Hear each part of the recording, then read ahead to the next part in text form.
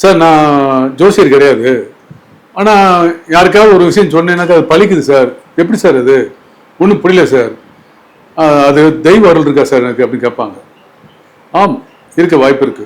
எப்படின்னா அந்த மாதிரி தெய்வ அருள் யாரு கிடைக்கும்? எந்த ஜாதகருக்கு இருக்கும்? அப்படிப்பட்ட ஜாதகருக்கு கிரக சூழ்நிலை எப்படி இருக்கும்? எந்த மாதிரி கிரகங்கள் இருக்கும்? ஓகே தானே? அப்ப எல்லாருக்கும் அந்த ஆர்வம் இருக்கும். சார் எனக்கு இருக்கா சார், எனக்கு அப்படித்தான் சார். நீங்க சொல்ற மாதிரி எங்க வீட்டுல யாருமே என்ன பேச பயப்படுவாங்க. திட்டினா பழிக்குன்னு சொல்லுவாங்க. திட்டிடாதப்பா அது பழிச்சுன்னு சொல்லுவாங்க.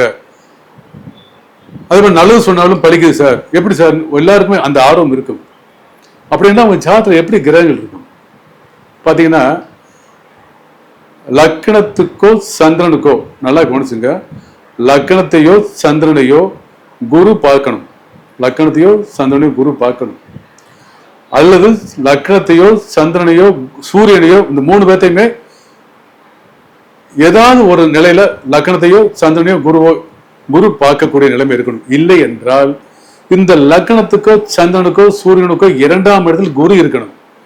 இல்லை என்றால் லக்கணத்துக்கோ சந்திரனுக்கோ சூரியனுக்கோ 11ஆம் இடத்தில் குரு இருந்தால் சிறப்பு. அது மட்டும் இல்லை, லக்கணத்துக்கு 2ஆம் அதிபதி, சந்திரனுக்கு 2ஆம் அதிபதி, சூரியனுக்கு 2ஆம் அதிபதி இவர்களுக்கு 11ஆம் இடத்துல இருந்தாலும் இவர்கள் சொன்னது பலிக்கும். இவர்களுக்கு ஜோசியரா இருக்குன்னு அவசியம் இல்லை. திடீர்னு அவங்க சொல்றது பலிக்க ஆரம்பிச்சிடும், சொன்னது நடக்க ஆரம்பிச்சிடும். இந்த தெய்வ அருள் இவர்களுக்கு இந்த ஜாதகம் இந்த மாதிரி கிரக அமைப்புள்ள ஜாதகம் மட்டும்தான் கிடைக்கும்.